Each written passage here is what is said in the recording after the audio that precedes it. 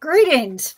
Welcome to the Dragon Con Urban Fantasy Track, who, in conjunction with the American Fantasy and Sci-Fi Media Track, we are going to be discussing Agatha All Along tonight. And I know that this is a very popular property, and we are going to have a good discussion and just hopefully anybody who is watching that would like to ask a question, please do. We will make sure and put it up on the screen when we see it. So thank you.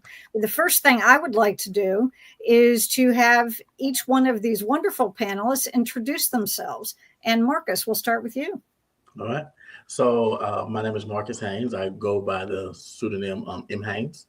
I am an author, educator, just all-around lover of all things speculative fiction, lover of all things magical, and very excited to talk some magical witches tonight.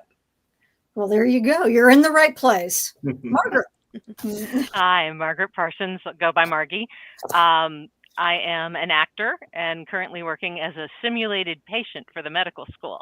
So I've actually managed to say, Mom, I'm working as an actor. And a big fan. Okay, Kelly. Well, I'm the other side of this, but we're going to do ours a little bit later. But I'm Kelly Harkins. I'm the director of the other track, we're Marvel side of this, which we're going to leave until another time. And I'm an educator as well, and a general geek for before it was cool to be a geek, as many of us can also say. So. But the geeks shall inherit the earth anyway. Okay. Absolutely. Yes. Marks. Hey, I'm Marks Pyle. I'm a writer, podcaster, occasional filmmaker, and all that stuff. And I have founded Cabot Crossing Publishing. I write a lot of different genres, but a big one is urban fantasy. So I love urban fantasy. Another thing I love, but of course don't write, is Marvel Universe. I watch all the MCU stuff, everything Marvel. You might be able to get a clue, maybe, that I like Marvel. Just a little bit. And yeah, so I'm excited to talk about Agatha All Along. Wonderful. And Shannon. Hello. I'm Shannon. I am a horroraholic, and I am a podcaster with a podcast called Earth Station Boo, where we talk all things horror. But I also love all sorts of fun things. I'm a total nerd, so Marvel's definitely my jammy jam, and can't wait to talk about it all. And I will mention that Shannon is also one of my intrepid volunteers on the Urban Fantasy Track. So I'm very pleased to have her there. And we have another person here who has signed in to say hello. And that this is Sarah Rose, who's been on many of our panels. And also she said that there are so many of her favorite people on this panel. And thank you. We appreciate that. Now, I know we love Sarah Rose. Yes. And I appreciate that that you are here with us. Thank you. Now, usually the first question I like to ask whenever we're covering any kind of a media property, just because it seems to, open up the door to other things as well, is, did you have a favorite character in the series? And if you did, well, a couple of things. If you did, is it the same one you had from the beginning?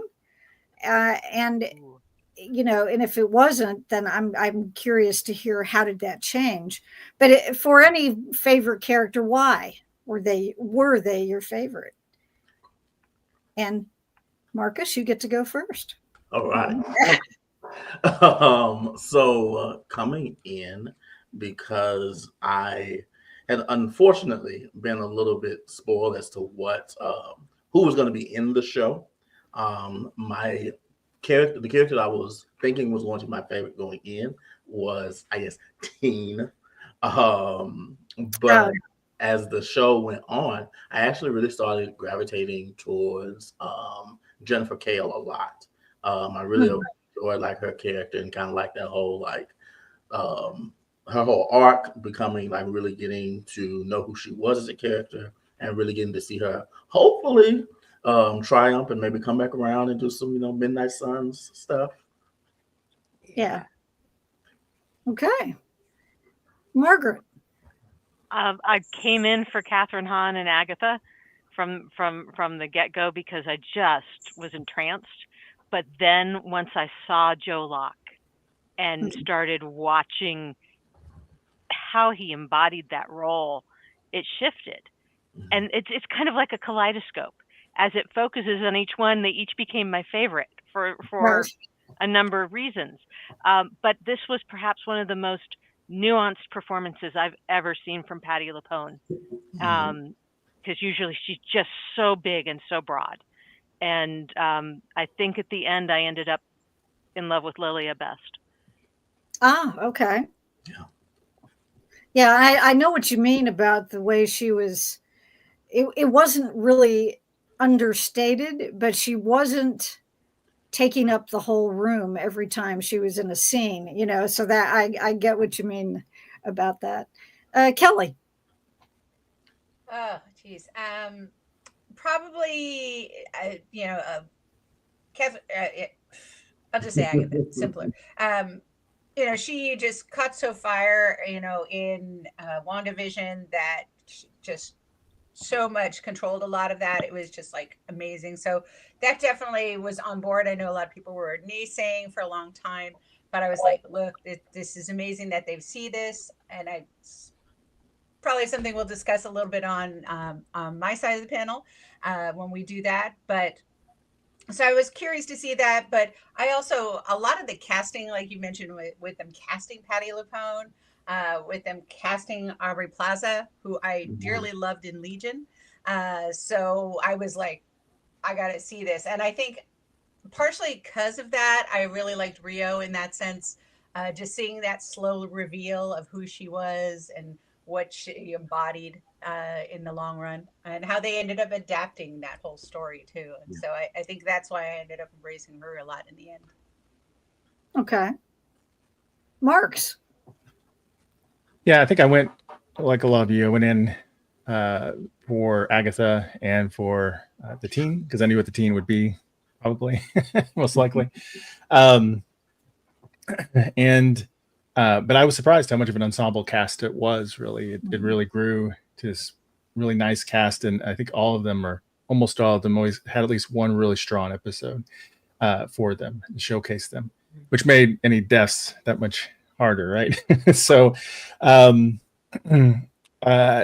would Patty's characters, her final episode was really, really powerful, I think, and definitely sealed her as one of my favorites. But also, I think, as you mentioned, Agatha, I think Catherine Hahn really did an amazing job, because she showed us a lot of different sides of that character. This crazy, detective, over the top, police detective thing, like bad acting on Yeah, purpose. exactly. Yeah. And also, this emotion she had for children and flashback, and then to the teen, but then you're also kind of like, there's this other thing behind her eyes going on, where you're just like, I don't know if I trust her or not. Sometimes you're not sure where her motives are. That's a difficult balance for a character, and I think it stayed really true to the character and allowed her to really showcase some good acting skills. Okay. Shannon. I didn't actually come into this for any one specific character. I really just wanted to see the continuation that Marvel has of expanding their universe the way that they expand it. But I fell in love with Rio. I love Lady Death in the comics, and that being her, I was just like, oh, I love her. And every episode I fell in love with her even more. Probably even to the point now where I'm like, please do a spinoff series of her. Like, I want Lady more Death Rio. series. Do a Lady Death series. I mean, she's got that character alone in the comics has an amazing stories, but like, I think Aubrey did an amazing job playing it. You could see that she was the embodiment of death, even from the very first episode. But to learn that that's actually who she was kind of cool. Yeah. And let's see, we had one here from Sarah Rose that teen was her favorite. And, how many names did the poor guy have in the show before we, I mean, that, excuse me, he seemed to be, yeah, it's like no wonder he had an identity crisis. Right. Yeah, really. At least That it would was Billy explain a lot. William. Yeah. And that scene when he asks, when they're doing the tarot, and he asks Lilia, "Am I William Kaplan or am I Billy Maximoff?" And she said, "Oh, that's a good question." And we're like, "But we want to know anyway." It's like, how about an answer, people? Now, I was hoping for Mephisto. We're never going to get Mephisto. They at least Name dropped drop him this time, though. Mephisto. They They did. definitely name dropped him. So They did. Now, how do you feel that the witch lore and the magic used in the show compared to other media examples that that you've seen, and are there any specific ones that you're kind of reminded of, or did this one just feel completely different to you? And Margaret, you get to go first this time. I really liked that they drew from a lot of different traditions.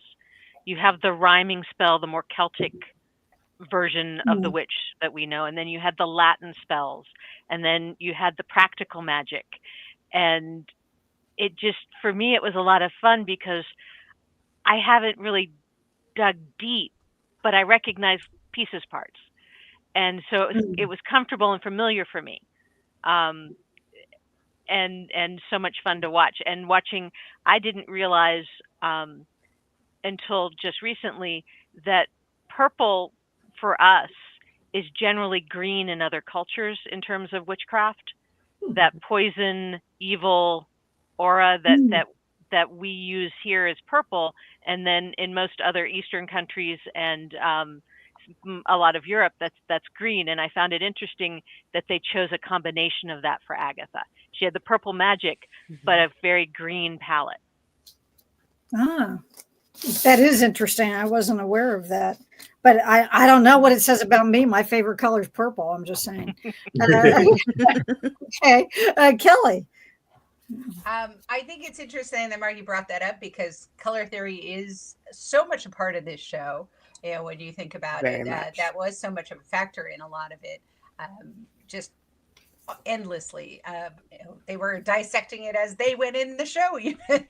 Right. But besides that, I do really like the fact that they did dabble. I think that was smart on their part, not going too far down any particular line, enough to make it recognizable, touching on, of course, Agatha's brooch itself, Mother Maiden Crone, was definitely a touch point with that. But not going so far to alienate, which, of course, when you're a major media property, you can't really do that either. But still not shying away from it entirely, too. So I think they did bring up enough so that people who are very deep into it can appreciate it, but people who are more casual. So I thought they did a good job kind of finding that balance in there.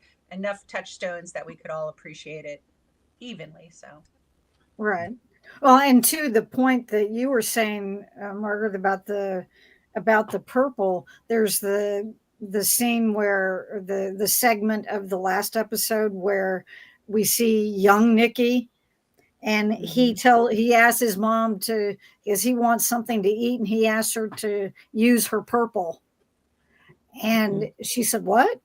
And that she realized that he was talking about use her magic to do something. And I thought that was interesting at the time. So that makes even more sense in light of what you just said. So. And then she echoes it. She's later on in the show, she calls it her purple. Yeah. Actually earlier in the show and then later again. Okay. Marks. Yeah. So, I think like this show, when you first watch it, you think it's very straightforward. And then as you go through it, you realize there's all these layers, and you see how much the creators really put a lot of thought and creativity into it, which they put a lot of thought into the magic system, these colors and everything, and how the themes they represent, which I'm very pleased by. And also these are people that did WandaVision, right? So they're very meta in a way. So we had that meta layer of pop culture witchcraft also on top of, you know, real life elements of the supernatural or magical traditions. So I thought that was really nice touch too. So so I liked how they did it. I think it was because we don't really have magic really fleshed out in the Marvel universe yet. We have Doctor Strange, but it's kind of like their kind of magic, and you know, it's a whole different thing.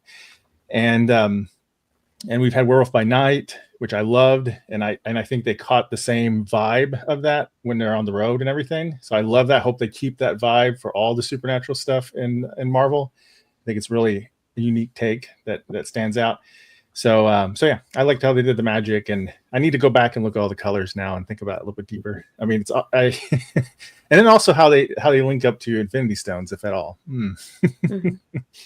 Oh, there's plenty of social media posts that explain that part to you. Yeah.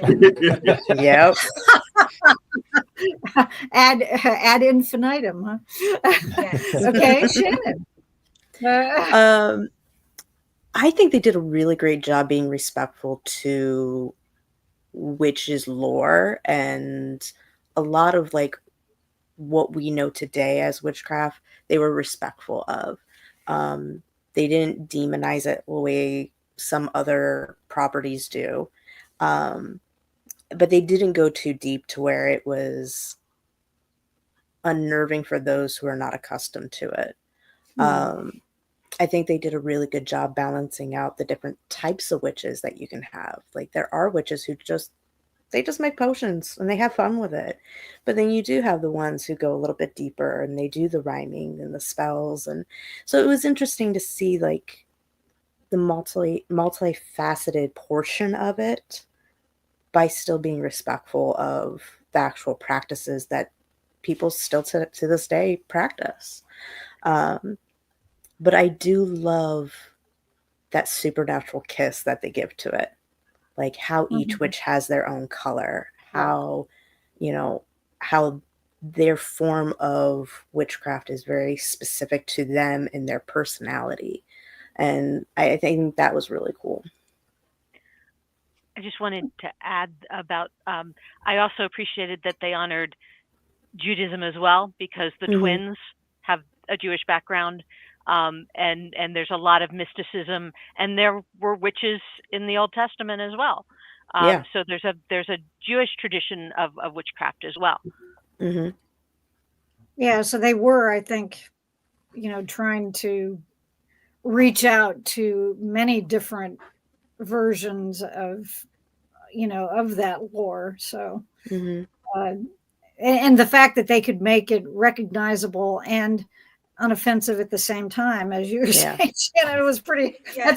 That's not an easy row to hoe. So good for them. No, it's not. But I think conversely, they didn't soft pedal it either. You know, they No, didn't make them they all didn't. goody two shoes, which I very much appreciate, because some of the stuff, oh, they're all nice and fluffy, and no, they're not. But they didn't go so far down to demonize them. So I thought that again struck a wonderful balance. Yeah. I mean, they're multifaceted individuals, just like we are. So to have them be multifaceted is just a reflection of reality. Yeah, well, and to your point, Kelly, there was I can't remember which episode it was. Oh, it was the one where with the death of Alice, when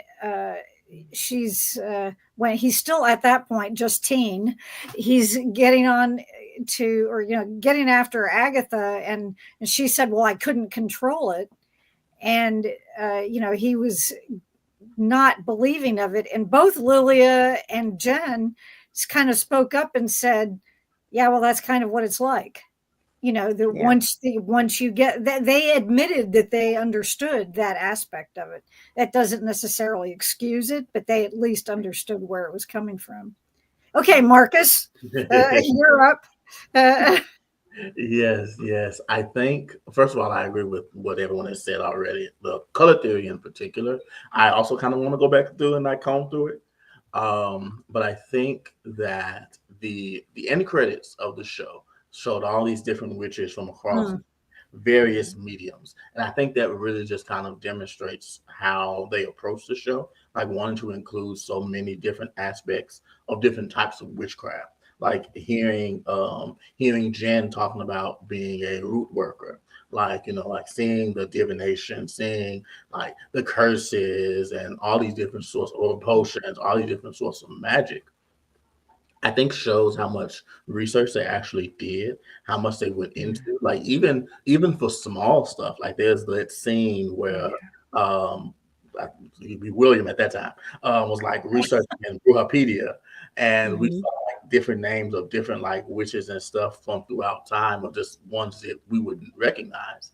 And I think that it really just shows how much care they put into the magic in this particular series, and that I think that's smart building off of what that foundation was in WandaVision that really kind of first introduced us to like legit magic.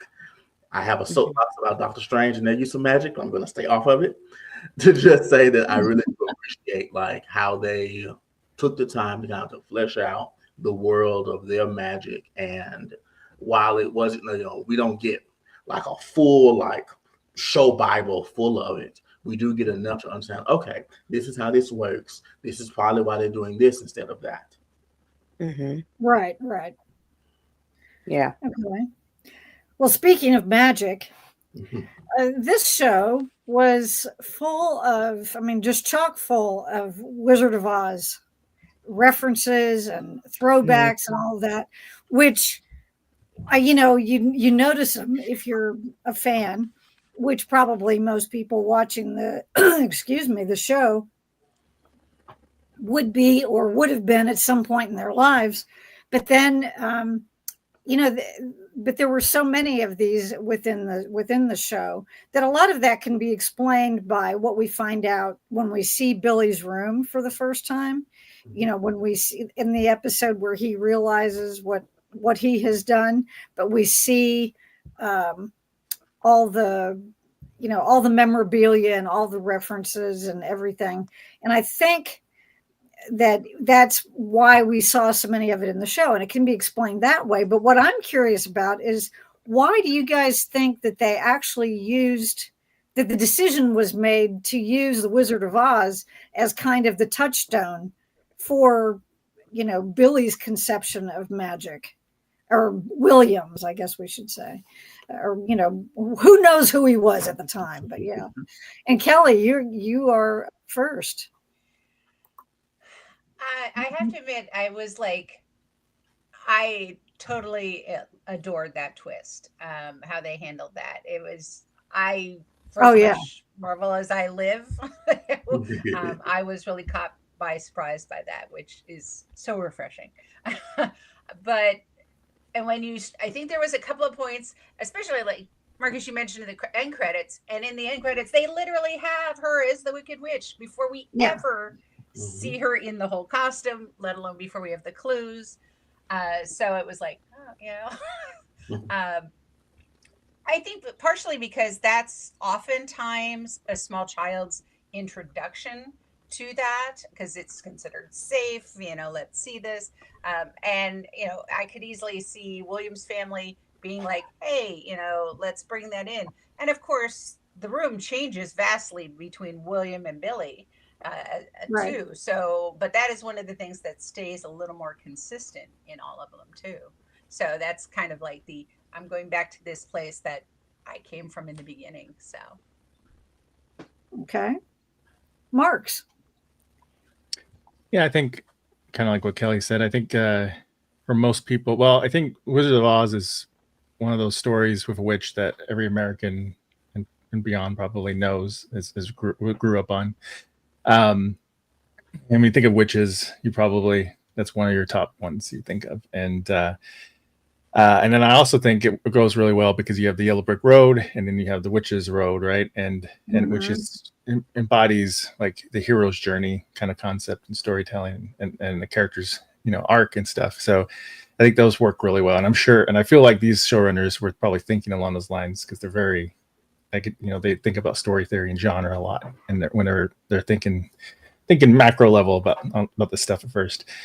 So I think it worked really, really well. And Catherine made a fantastic witch. Like her, again, like when she does different outfits, especially this one, her mannerisms, like small things of her acting changed that really helped sell the role.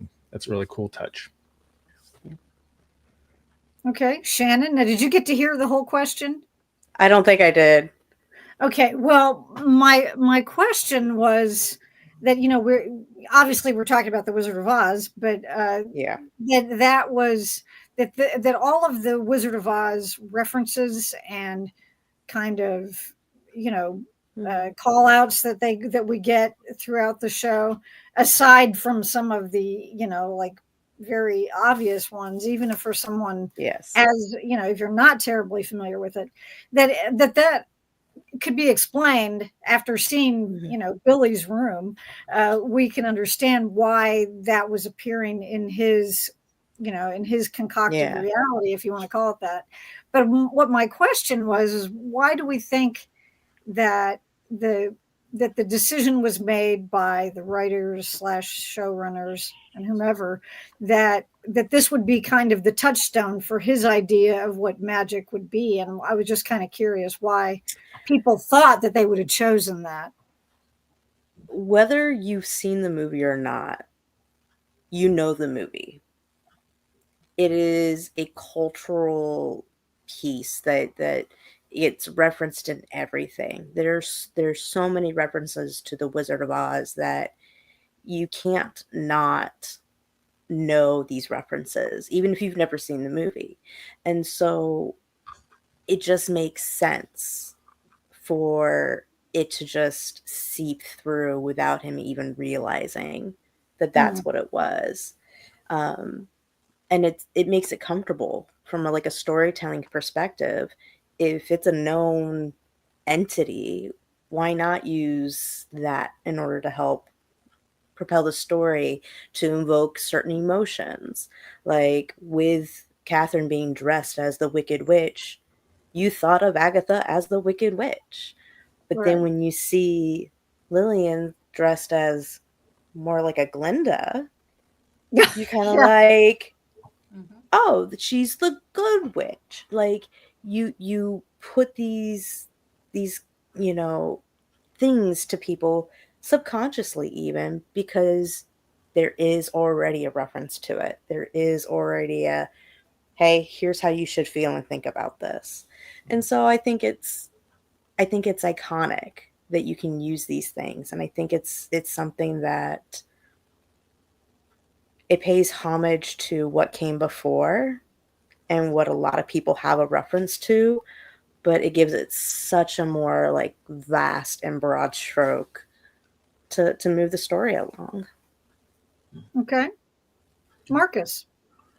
So I think of two things, and they both kind of work in kind of a meta sense. I think the showrunners probably intentionally picked The Wizard of Oz because it reflects the actual structure of the show. Oh, it was all a dream, and you were there, and you were there, and right. whole imagined thing, because of course what we learned in the next to last episode about Billy creating it. But I also think it kind of works if we just pull this from Billy's subconscious. Like a lot of us said, the Wizard of Oz is so ubiquitous at this point that even if you've never seen a scene of it, you kind of have a basic idea of what the movie is about. And when you think about it, a lot of the stuff within it kind of reflects the situation that was happening. So it kind of makes sense that so much of the road itself will be kind of tailored to the Wizard of Oz thing, because beyond the whole the Yellow Brick Road, Witches Road kind of parallel. Even if you think about the witches, we already see Agatha as the Wicked Witch, as the one who's going around doing the stuff. But she's only doing this stuff, at least she's only doing this stuff because another witch has been killed. And you think about sort of how that parallels with Wanda. Even if you think about, just look at how Wanda was in the very first episode of the show, was kind of sprawled out. Main thing you really just see is her legs sticking out, much Wicked Witch of oh, that's right. Yeah. So you get that kind of parallel that even if it wasn't an intentional choice, which I think it was, even if it wasn't an intentional choice, it would make sense that someone's subconscious would kind of make those parallels. Mm-hmm. Right. Okay. Exactly. That makes sense. I Okay. don't want to jump on Margie real quick, but I also don't want to dismiss the whole wicked aspect of this too. Yeah. Yeah. Well, that's something I was going to add. Yeah. That. Yeah. The great God. timing on their part because of Wicked. Yeah. I don't think that was timing. I think that was deliberate because Wicked, of course, has been around for long enough that we now have a more sympathetic perception of the Wicked Witch through Wicked. And using that foil for Agatha is, part of her journey. Yeah. Yeah. Okay. Margaret, bring us home on this question. Yeah. I thought it was really interesting because they also kind of did some Glinda references with Jen Kale as well, putting her in the pink and the fact that both she and Lilia ended up where they are for trying to do good as midwife potions, which warning of portents and disaster, and that's how they end up being ostracized and diminished. I also wanted to point out that part of the reason I think that Wizard of Oz is so big is because it's public domain. And Disney loves a good public domain background. Unless it's their own. Right. Yeah. In that case, True.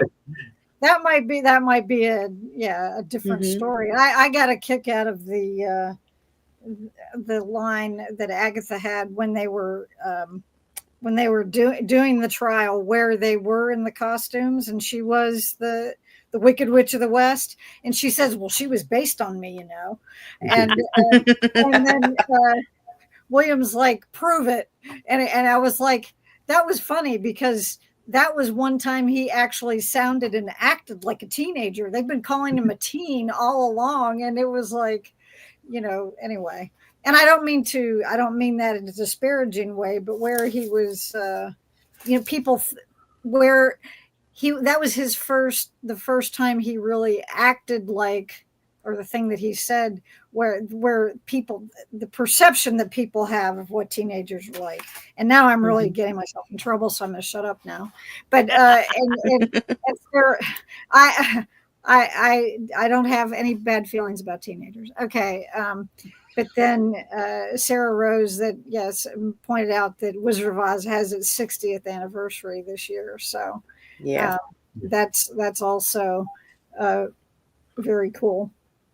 All right. I mean, I won't lie though. I really did want to hear Catherine do like impression of the Wicked Witch. That would have been like icing on the cake for me. Maybe do like the "I'll get you, my pretty, and your little dog too." Like that would have been perfect. She already got the laugh. She had the laugh, and wasn't it Rio who did the laugh, that was doing the laugh that was similar to, and we didn't always see her do it. It was, you knew it was her, but she was off screen. Yeah.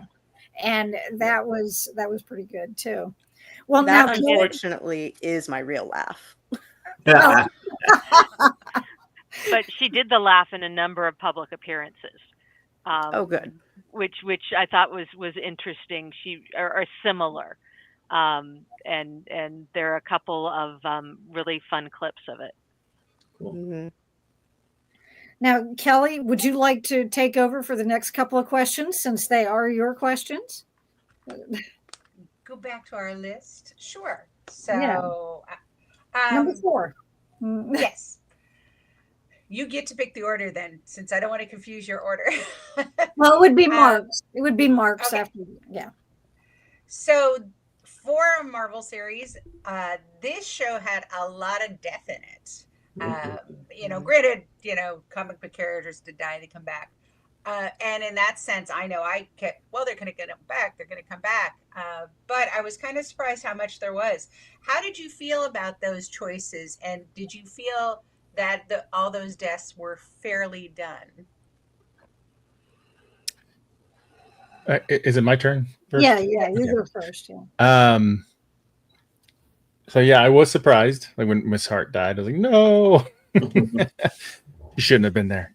I think the only death, I think it adds some weight to the story and makes it more powerful than sometimes Marvel can feel a little bit. I love all the Marvel; they're always fun, but sometimes you feel like, you're just cycling through stories and there's no consequences or something. So I do appreciate they did that.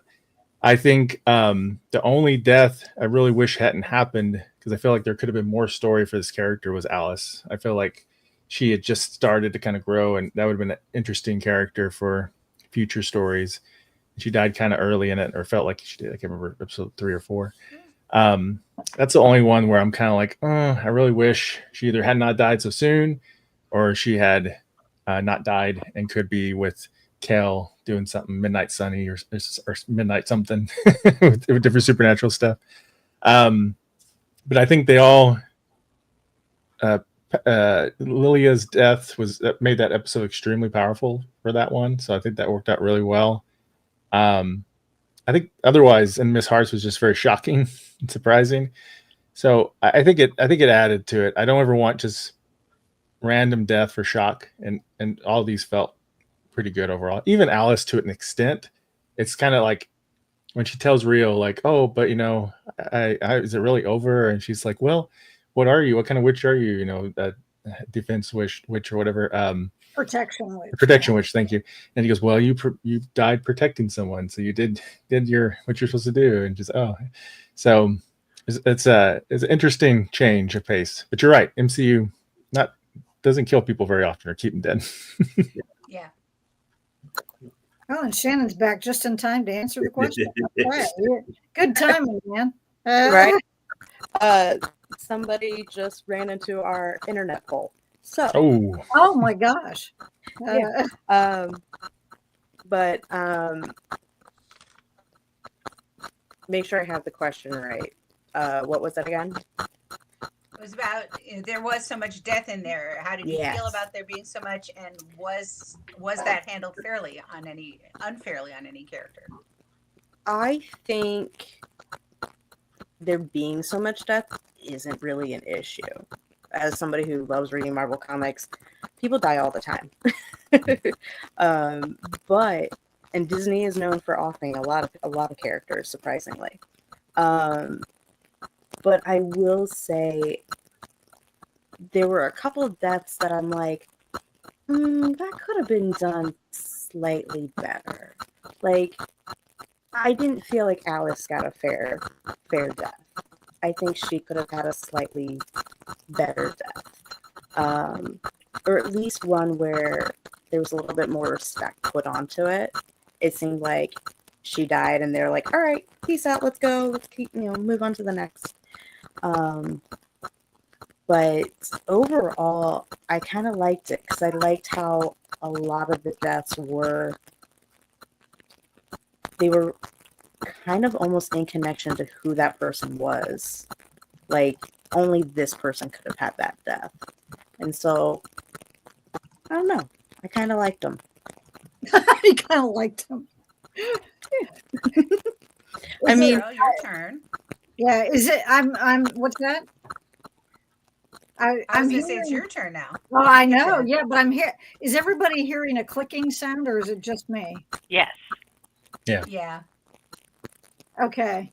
And I didn't say, hear I think it might have been when Shannon came back on. Yeah, Shannon, can you sign off and then come back, and then maybe we'll get that cleared out. It wasn't doing it before; it just happened just in the last little bit.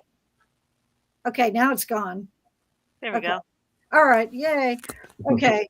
Well, I will get on the same bandwagon as everyone else and say that it was Alice's that bothered me. Lilia's, I thought, she chose it, so it wasn't so bad. But, I mean, it was sad, but I'm just saying that was your choice. And, I'm still hearing the clicking, but is the clicking there? But when Alice's death happened, I found it, I guess, not necessarily shocking, but it's like halfway through the episodes, as I recall, about halfway through the show. And I thought, damn, just as she got rid of that curse, then, the poor woman's going to get to live a decent life. And now all of a sudden she's not. So it really bothered me. And I kept thinking, oh God, I hope it's not going to happen again like this. And of course it doesn't, not in exactly the same way. And by the time, she has that conversation with Rio that someone referenced. I guess Marks, you brought it up about, well, you're a protection witch, right? And she's, yeah. She says, well, you died protecting someone. And that made me feel better about what had happened as well. Same. It kind of did. But in terms of death as a whole in the show, I think that it actually started from a situation where there was a lot of death involved, or that if you consider what it was an outgrowth of in the first place, I wasn't particularly surprised that there was a lot. And plus people just seem to die when there are witches around that are, that are a dangerous occupation, especially Yeah, with it is. I believe Agatha one of them is around. Agatha. Really is. Especially around Agatha. Yeah. Yeah. Mhm. Okay. I guess Marcus, it's on to you. Yes. I mean, of course, I feel like I have to echo what everyone else has said about Alice's death. Though I will say it's a weird kind of line for me, because on the one hand, it's one of those like, that sucks. Like she actually had a chance now, but at the same time, I kind of have to respect it, because it's almost like a nobody is safe type of thing, and Right. I kind of have to respect, like, the cojones it would take to like really take somebody out like that, and let it be to a certain extent unsatisfying, like unfulfilling. So I kind of have to respect it in that way. Honestly, truthfully, the one that got me was Agatha's. I did not expect. Oh yeah. I did not expect her to not walk away from it. Well, I guess she not walk away, but has to float away from this. I did not expect that there. So when it happened, I was looking at the screen. Is she really? So that was one that was really kind of shocking to me. But of course, when I sat back and thought about it, and then did some looking up and some reading after the fact, I was like, oh, okay, this was something they were working towards. But in the moment, I was like, wow, okay. Like, I know I said, that when Alice died, no one is safe, but really, not even the title character is safe. Right. There's one episode left. So, I mean, yeah, how can they do that now? Yeah. Okay. All right, Margie. Well, again, Alice's was hard for me because because she's lifted the generational curse, but there's no next generation. Yeah. She's the end. And that part of it was very poignant to me. Is like, here she had a chance to have a next generation free from the curse. And although we don't really know her, I mean, that's the other thing. These are all women in their prime. These are all older women as far as the entertainment industry goes. We'll go there. Right. But Yeah. I have to, after they killed off Deborah Jo Rupp, I had to stop looking at IMDb, because I didn't want to know how many episodes everyone was in. Exactly. Yeah. Yes. And I thought, oh wow, this, and it was beautifully done. I thought of all the people, but she died not knowing she was a witch.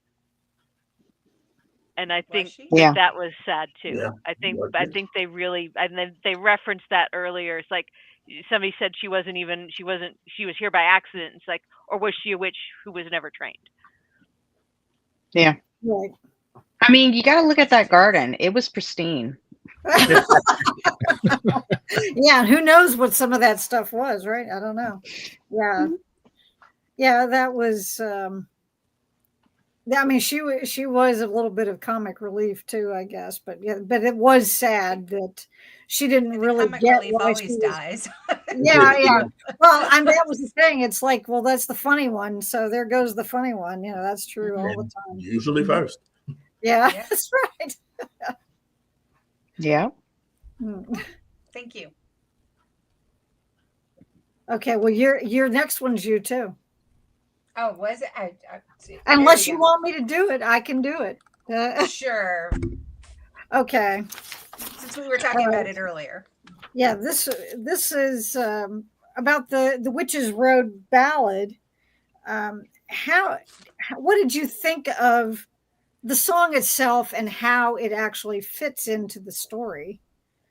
And Shannon, you can go first. I absolutely love the song, and I love how it was used throughout the series.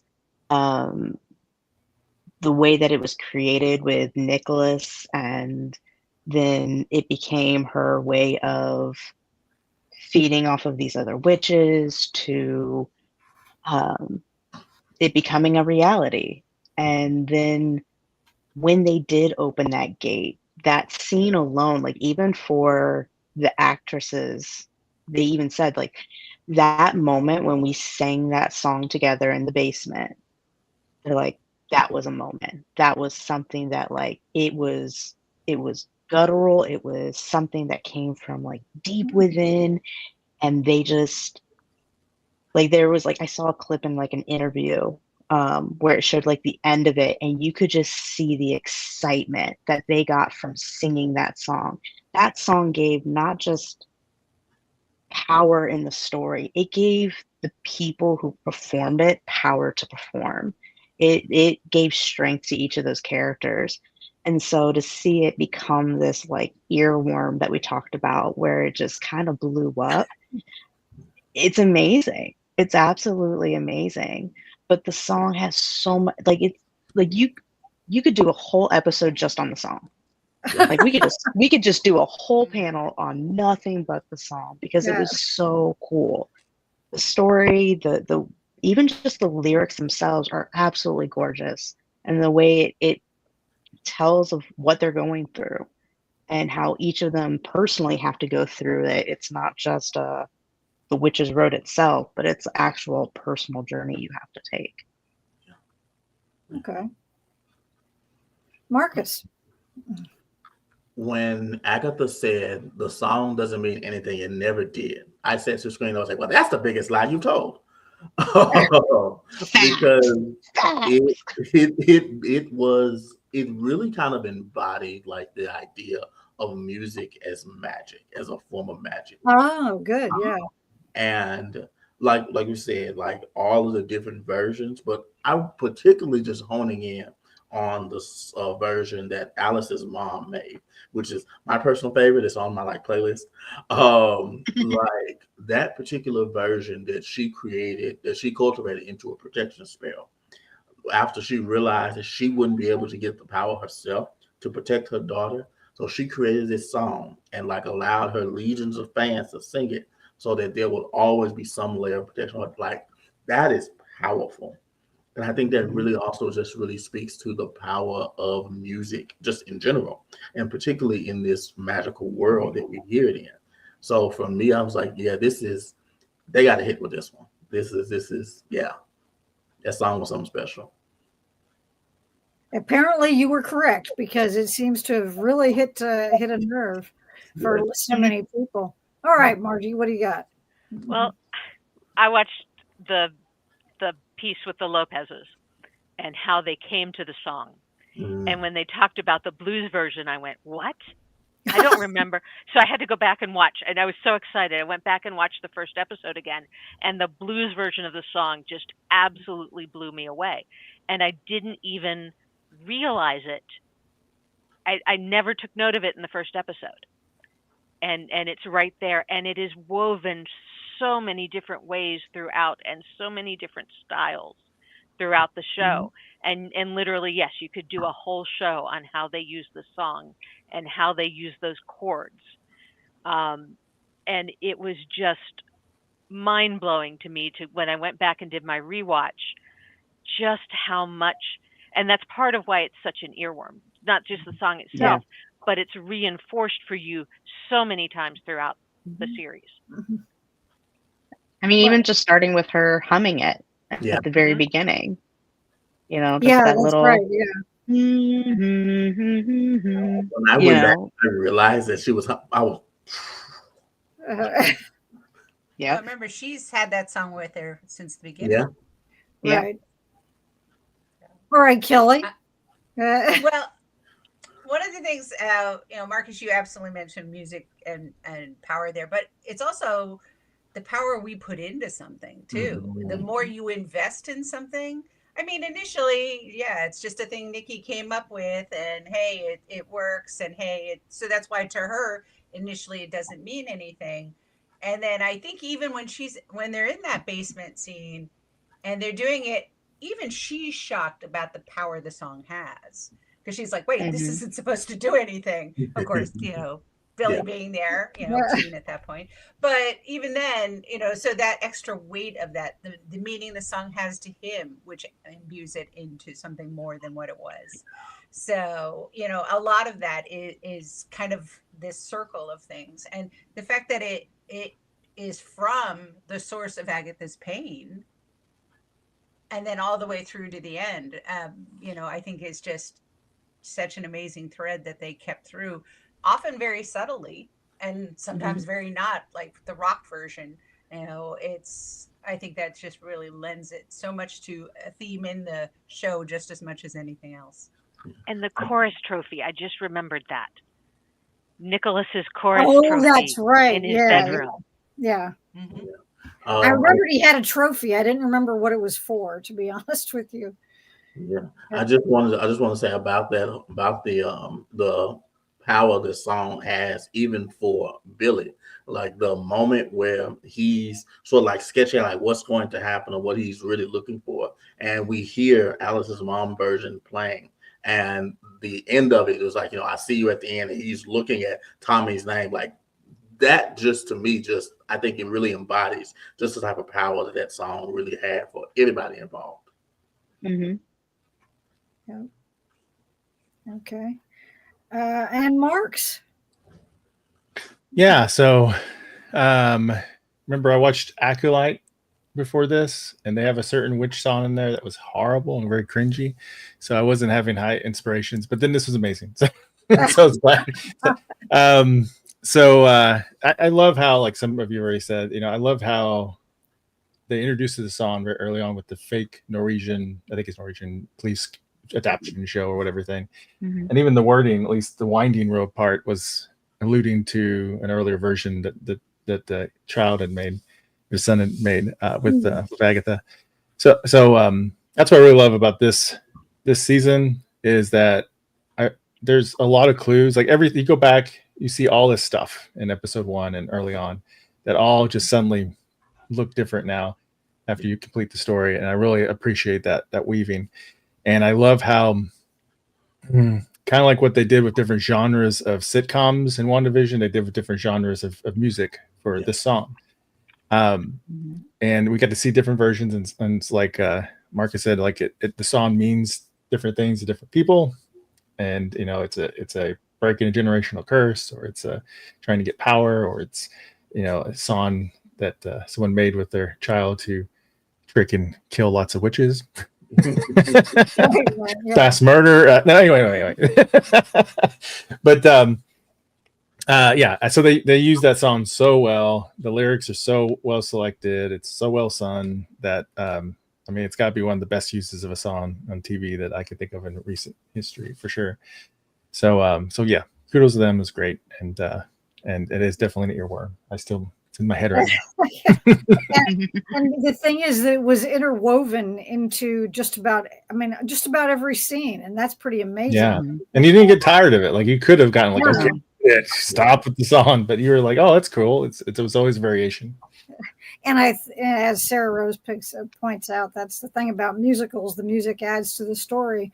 But I think to your point, Marks, I think that if it had been all the same version all the time, it would have become more annoying. But since we were hearing different variations of it, it was like, damn, there's the song again, but it's so that was cool that it was recognizable enough that, you know, we could identify it, but not, you know, but not be hit over the head with it all the time. And it was Or cool in the feel flashback to familiar. see the evolution of that song building together and Right. everything too. And I love that they didn't start with that. They started at the end point almost. Yes. Yeah.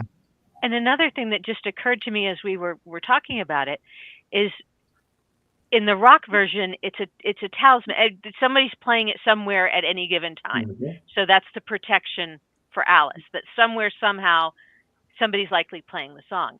And it just occurred to me that that was part of Agatha's way of keeping Rio at bay for Nikki, is she was giving her the bodies along the way, you know, until she just couldn't ignore the fact that she had to take Nikki, and all she could give her was time. But I think she was trying to buy more time with more bodies, not just the power.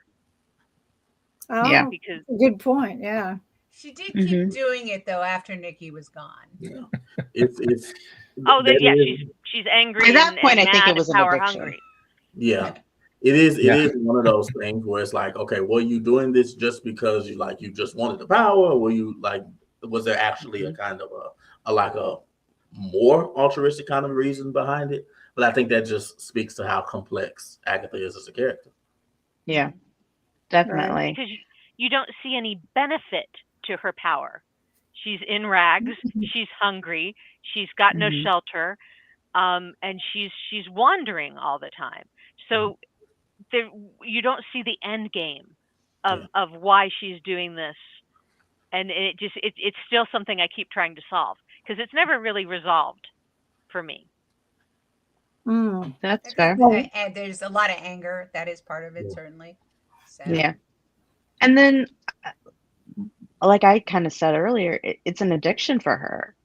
I mean, even her going after Wanda and trying to absorb Wanda's powers in WandaVision, her sucking up powers became an addiction for her. Like, it was something she needed, she had to have, and it just kind of corrupted her. So I think beyond even just, doing it to stave off death, it became a thing that she needed because it was her addiction. She was addicted to that power. Yeah. And that's the way her power worked, or at least it ended up being twisted to that. So. Yeah. But I will also add one more thing. Musically, the song actually is like a bop. Like it is written like a lot of like the top songs. When you think of like a lot of the top hits, a lot of them have similar chords, similar pattern structures, things like that. This song has all of that. So it's something that it was bound to catch on. It was bound to be something that we would want to listen to. It was going to be a hit. Yeah. Now here, I want to say hi to Renita. This is someone who has come to much of our many panels over the years. And one thing I do want to mention as well, maybe I'll do that at the end, but I will, since she's here, I will say it. And that is that this is panel 91 on the track channel. Since 2020, this is 91 panels that we've done. So thank you. I think Mark's has been on like 80 of them, but anyway, almost half of them are author interviews. So there is a lot of that going on too. But anyway, I just thought I wanted to mention, so you guys are on panel 91. So that's awesome. Nice. Yeah. So I haven't been able to do that. Now, my next question, when we've been talking about Nikki, and of course we've been talking about Agatha because, it's, the show has her name in it. But why do you think it was? This was something, you talk about unresolved kind of, not necessarily issues, but unresolved points for you, Margaret, that why do you think that she felt so guilty about Nikki? And because she says in the last episode, she tells Billy that the reason she won't go to the afterlife is because she can't face Nikki. And what did she mean when she told, when she told Rio, that when Rio asked her, why do you let people believe those things about you? You know, the fact that she supposedly traded her son in, you know, gave him up in order to, you know, get more power, or, you know, there were various different stories going around about her. And she said, because she said that that she had done that because the truth was so much worse. But what kinds of things do you think she was actually referring to? What was it? I have a theory of what I think, but I'm curious about what it is for you guys. And Marcus, we're back to you first again. Okay. For me, I think it's that she's ashamed of what she did to the song that he made. I think, like, if we think about it, like, this was a more or less like an innocent sort of thing that he just, you know, little kid just creating something. And she has now warped this into the depths of thousands of witches, you know, throughout time. And I think that in combination with the fact that, you know, she spent the little time that they had together killing witches as well. Right. I think that she's ashamed of that. I think she's ashamed of what, you know, what she turned that song into. And I think that it would be better, at least probably in her mind. And people think like, oh, well, they think that I did this for the dog code, which, you know, it's still bad, but you can kind of understand like, okay, this is the book that will give you all this sort of power, versus what she actually did, which was just killing these witches, whether it be to feed an addiction or just because she wanted to. Like, that sounds worse, even though it's all bad. It sounds worse because there's not even like this promise of like supreme power that's on the other end of it. Right. And he even asked her at one point, you know, we see him ask her, why do you kill, you know, why are you killing witches? And she says, because they'd kill us. But okay, Margie. I think that this also fits in really well with the second part of the panel, you know, the Marvel part of the panel that's coming later. I wonder how much of her backstory they're eventually going to get into, because when you know what she did to Nicholas as a grown-up and the Salem 7 and where that story goes, that I wondered if that's part of it, if that's what she's ashamed of, is what she actually ends up doing in exiling him to another universe, and the time that he ends up with Mephisto, and that she didn't protect and didn't keep him, the innocent child, that when she births him, she says, I spoke no spell, no magic touched you. So he's pristine, he's pure. Right. And I think there's all of that in there.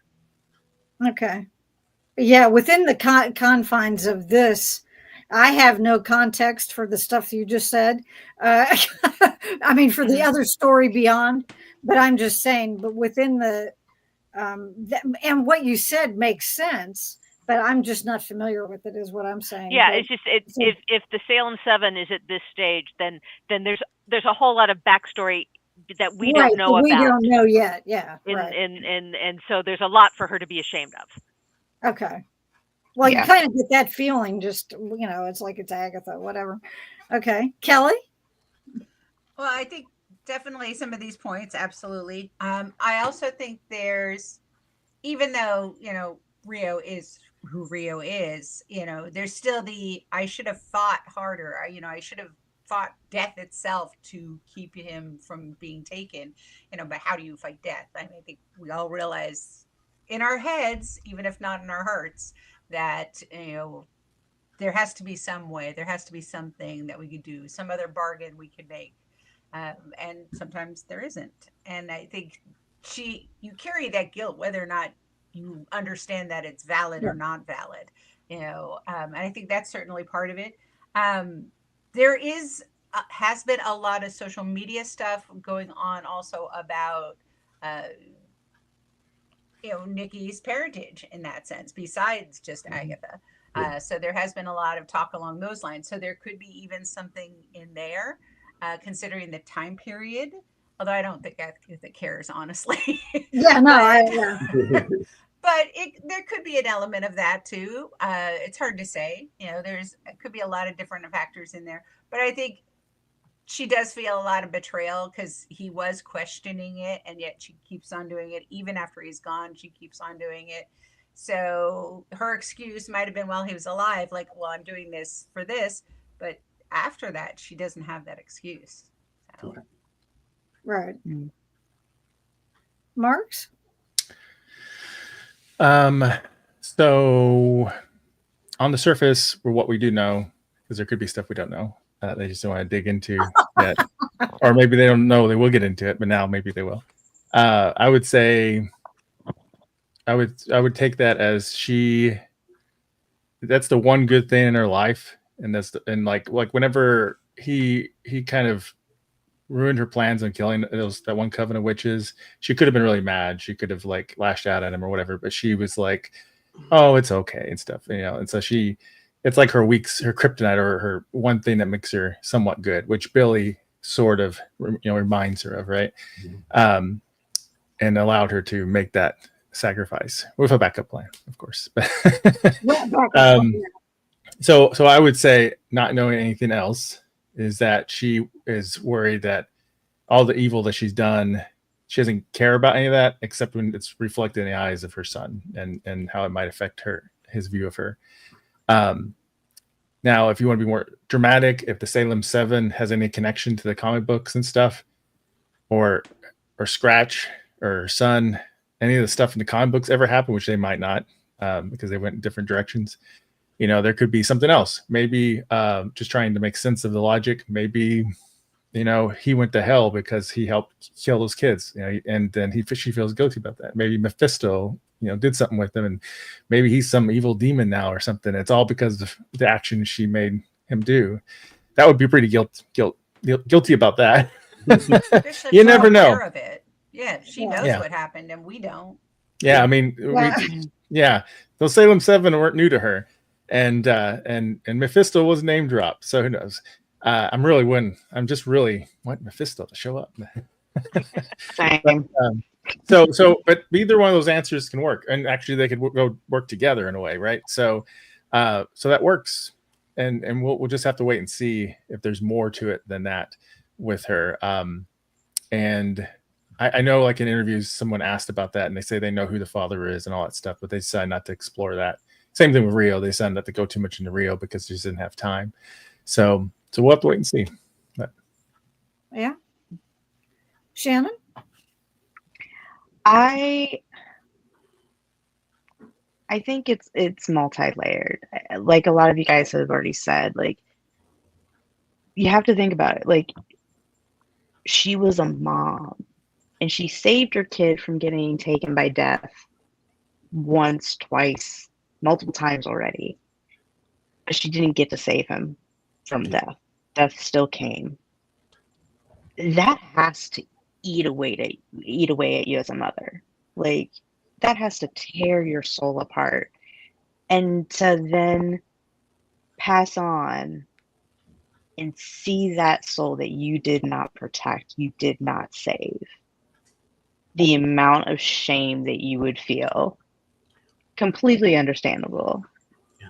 But I have read the comics, and I know some of their lore. And, let's not talk about stuff that there's spoilers. I know, but I will say the show is somewhat respectful to that, and so a lot of like what we're seeing in the show did kind of happen in different ways in the comics. So it's interesting when you do have that knowledge, you can see some of the stuff, but it strictly is a mother being ashamed of the fact she couldn't do what she needed to for her child. That's the instinctual thing. That is the animalistic thing that you can't deny. It's something that every mother feels when they lose a child. So and she even said that she had that in that last episode when she's telling Nikki, you know, I can do all this stuff. It's after that thing where he asked her to use her purple so that he could get something to eat or whatever. And she says, she lists all these things she can do, but she said, but I can't heal you, and I can't. So somehow she knew that he was sick with something. So, which is, we got, we got a number of coughs there right before he died. But I mean, just even with his birth, he wasn't supposed to be born. Right. Or he wasn't supposed to be born alive. Yeah, And they gave her 7 years. So yeah.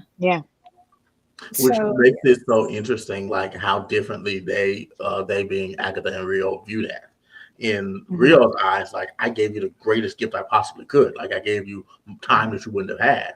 But of course, you've had more time, yeah. Yeah, but of course, in Agatha's eyes, there's never going to be enough. Yeah. Now, this is what Renita had to say, that she knew that Nikki wanted her to stop killing. He was the reason she stopped draining Alice, even though too late. Because when his name got yelled out, then by, let's see, I think he was still teen at that point. Then she did stop, and that was true. It was too late for Alice, but she did stop. Now, for this is our last question, or last one I have anyway. Did you feel that there was closure? I guess we've discussed that not completely. And were you satisfied with the ending?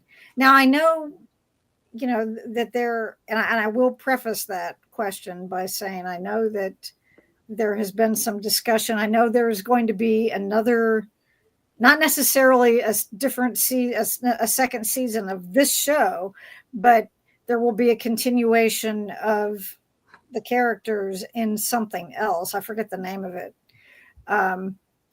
But so there will be some open-endedness. Obviously, the last line of the show leaves you that. But for the story that they were telling in this particular series right here, did you feel as though you got the closure that you wanted, and were you satisfied with the way that it ended?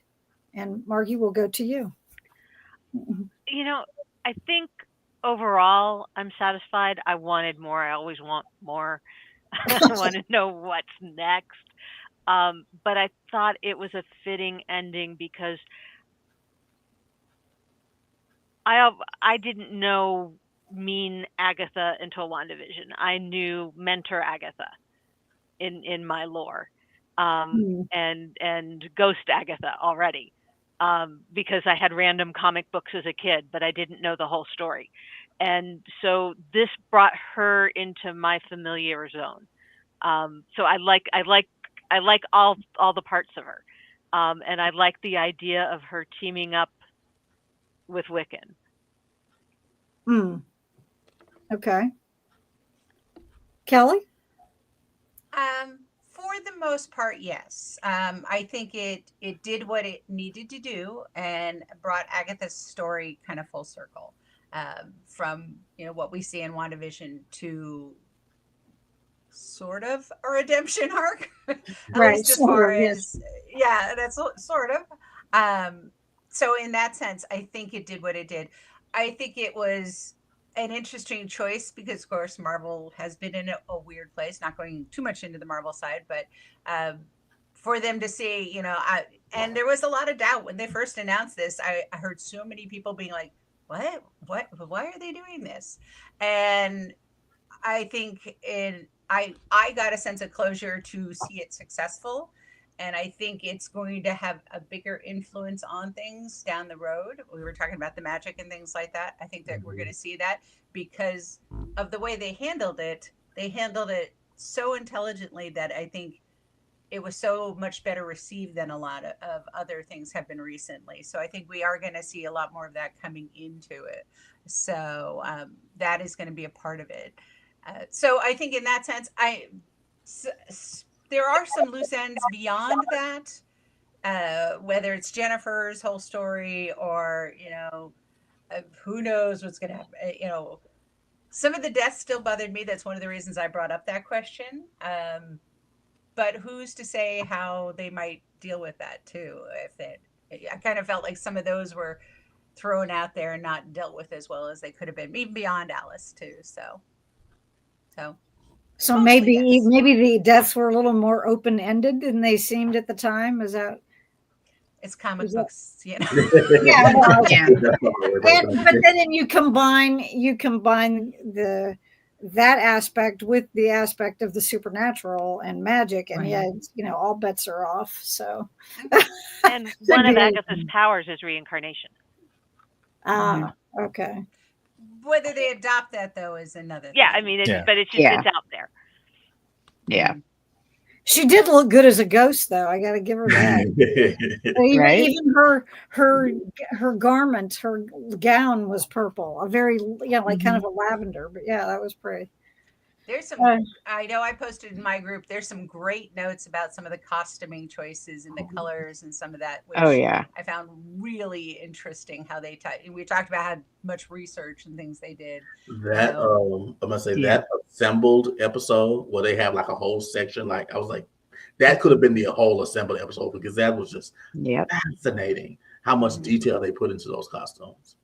Yeah. I mean, just even down to the pink coat, there was actually embroidery in there, and it was of bound hands, and it was of mushrooms and potions, and it was that character. Yeah. And then they but put it in a butt. coat. I know.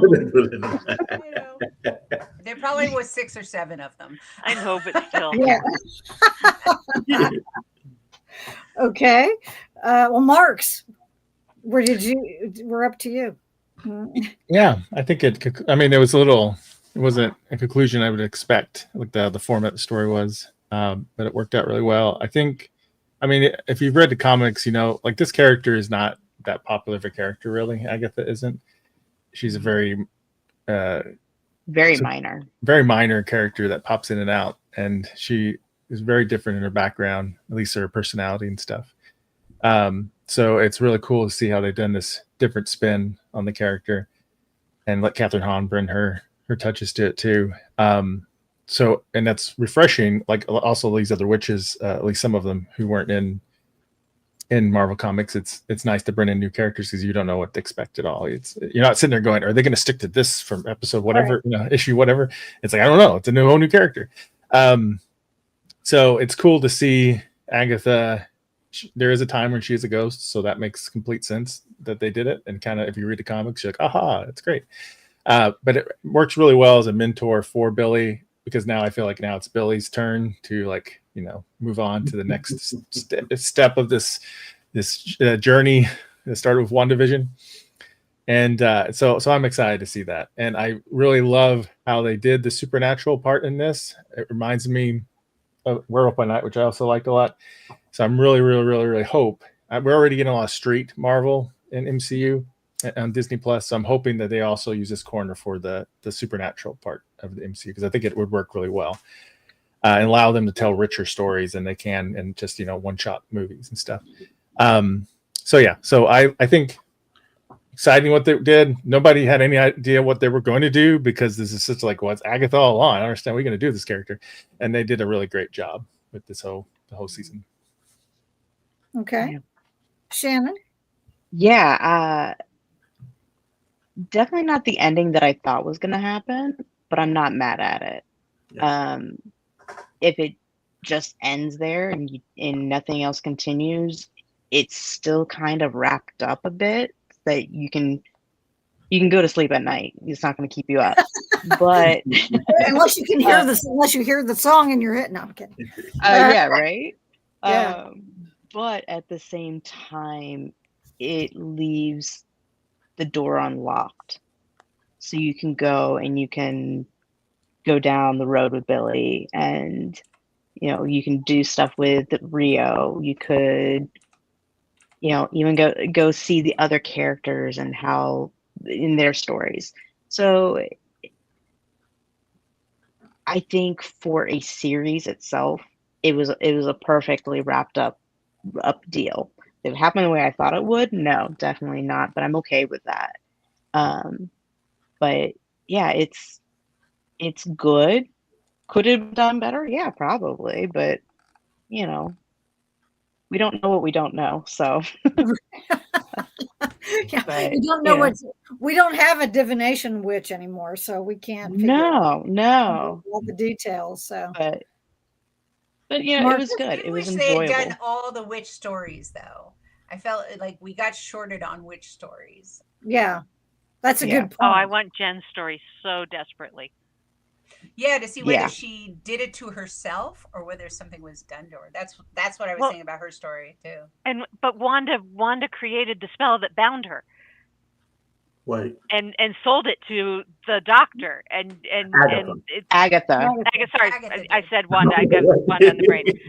Agatha created that spell and sold it to the doctor who bound her, and I'm like, wow, I didn't see that coming. Yeah. Yeah, Yeah. I love the final scene with Jen. The final thing we see of her flying Crawling out. out. That was amazing. Yeah, Yeah. Mhm. that was well done. Because All when right, I thought she Michael. was dead, I was like, "What?"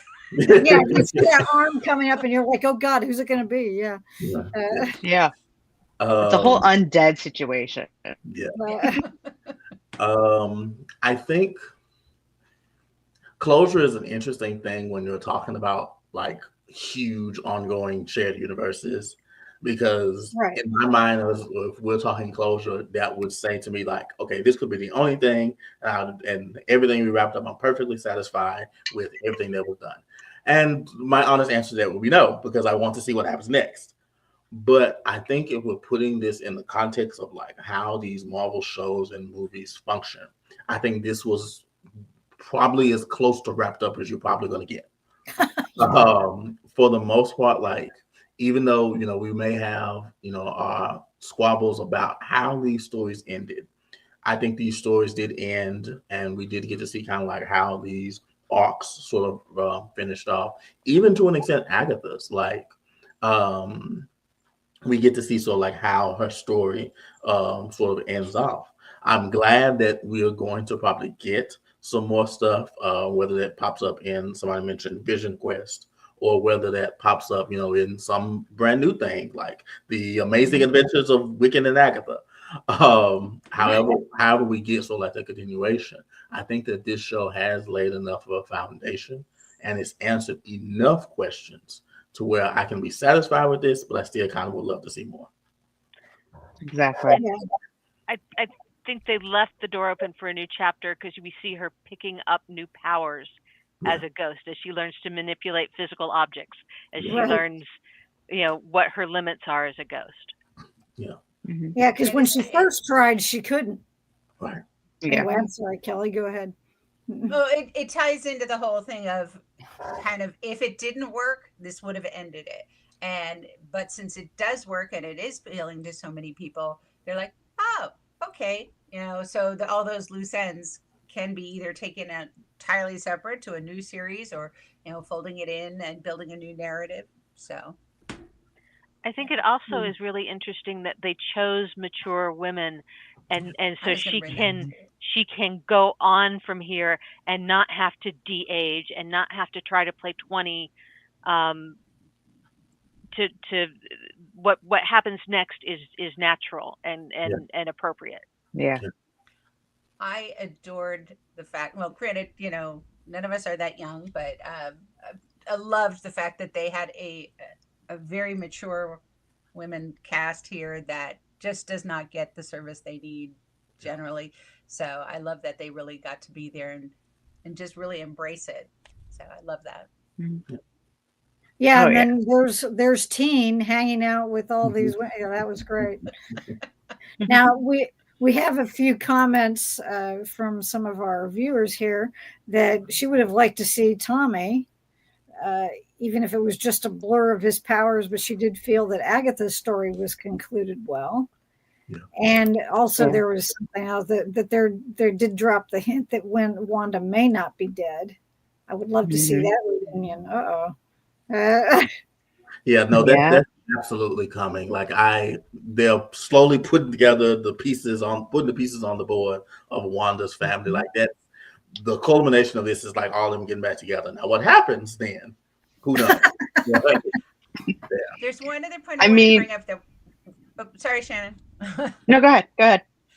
I broke my heart a little bit, but them tying up the Quicksilver thread, with Ralph. Mhm. Yeah. I was like, oh man, please bring Evan Peters, let him stay as Pietro. And it was like, no, we're not going to do that. Sorry. And I was just like, oh, but it made total sense for Agatha to manipulate that whole thing. Mhm. So even though that was kind of a throwaway scene story bit, it was brilliant and sad. In my heart, he is still Quicksilver. I know. Well, I will say that that watching this makes me want to go back and watch WandaVision again. Yeah. Because Mhm. I only watched it the once, and I watched it back not right away when it came out, but fairly. I mean, it was still pretty new when I watched it, I think, and but it did make me want to go back. And I before I went to see the last Doctor Strange movie, I knew that Wanda was going to figure into it in a very important way. So I had asked some people, okay, do I need to make sure I've seen WandaVision first? And I was told, yes, you should. And I was glad I did. But yeah, now I want to go back and watch it. Now we did have or watch it again. But this was a funny quote. That weird old lady who lived under the Fantastic Four has her butt out. Yeah, Yeah. It's just like a nanny first. So. Yeah, she was a governess for Franklin. Yes. Yeah. From babysitting one reality warping child to babysitting another. Right. Mhm. All kinds of things. Well, I do hope that we'll find out soon what's going on. I was reading, apparently there was some news that just came out in the last couple of days or so, the last few days or something, if I recall, when I was looking at dates of articles, that some of the speculation that people have had, they're finally getting a few answers. But apparently we should see at least Agatha and Billy again, if not any of the others. So, in some of the Vision Quest things. isn't predicted till 2026. So. Oh, well, it's like, come on, you guys, hurry up, right? I mean, Poor Paul has to put on the makeup. and be all white this time. So Yeah. Mhm. Yeah. Well, what and an Inhuman. I do, yeah. I'm looking forward to seeing what they do next, but it does make me want to go back and revisit some of the setup, because I even thought about doing that before, because what happened with me was when I started watching this one when it first came out, but then got distracted by, we had a couple of trips up north for different things going on and stuff like that. And so I had watched the first 3 episodes. And then when Kelly and I had decided, well, let's go ahead and do this virtual panel now. We want to do it while things are fresher in people's minds, for one thing. Mhm. And so then I was like, well, I guess I better go back and rewatch the parts that I watched 2 months ago. I better go back and do it again. And but now, to someone's point, that I think, Marks, you had pointed out that you can see a lot of clues in the first episode of things that happened throughout. So now I have to go back and watch that, I guess, a 3rd time, but that's fine. I haven't gotten deep into okay, all these are the things you have to watch for Dragon Con for your track. So I haven't started all that yet, so we're good. But I do want to thank everyone who was here watching on our 91st video on this. Because I say that because there are fan panels, there were multiple author panels, those were mostly in 2020 during the pandemic, making up for the things we couldn't do in person. And then I have, a lot of author interviews. So many thanks to everyone who has either been on a panel or has watched any of them. And we appreciate that very much. And later, coming, not later this month, because, well, we all know what's coming up in the next couple of weeks, but on January 9th, we'll be doing a panel on Arcane, on the second season of Arcane. And my trusty right hand, Kevin Batchelder, is going to run that panel, which I will be there for, but he gets to do all the asking. So that'll be fun. And we will be doing something probably in February on Reginald the Vampire, because that ended, and maybe in March on Chaos. We have some other things coming up, and I have a few other, author interviews and stuff coming up between now and con. But stay tuned to the track Facebook page. And so let's see. We have a question. A question here. I'm not doing a series watch this year, and there are a couple of reasons for that. What she's referring to is that in 2020 we started we did the Supernatural Rewind, and that took a couple years to do because of 15 seasons.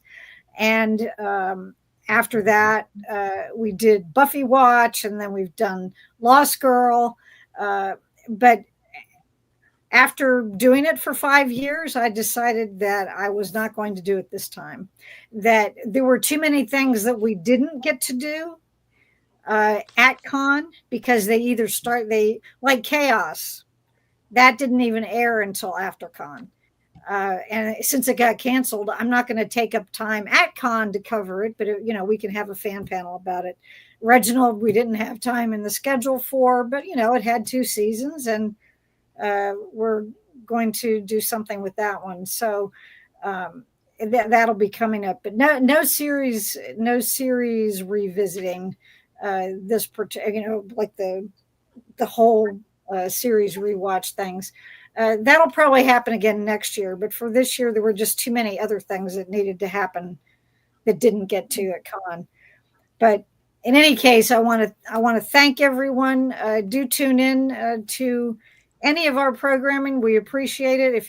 Whether you watch and interact with us, which you lovely folks have tonight, thank you very much. Or if you're someone who just likes to watch and not interact, or if you watch later, we appreciate all of it. And that's the reason we do it, is in the hopes that that it's fun for people who are watching it. So I'd like to thank my wonderful panel. Thanks very much. This is fun. And yeah, thanks for having us. Yeah. I'm going to chime in real quick too. Sure. Not to steal Carol's thunder, but no, I'm going to try to get back on the line on these.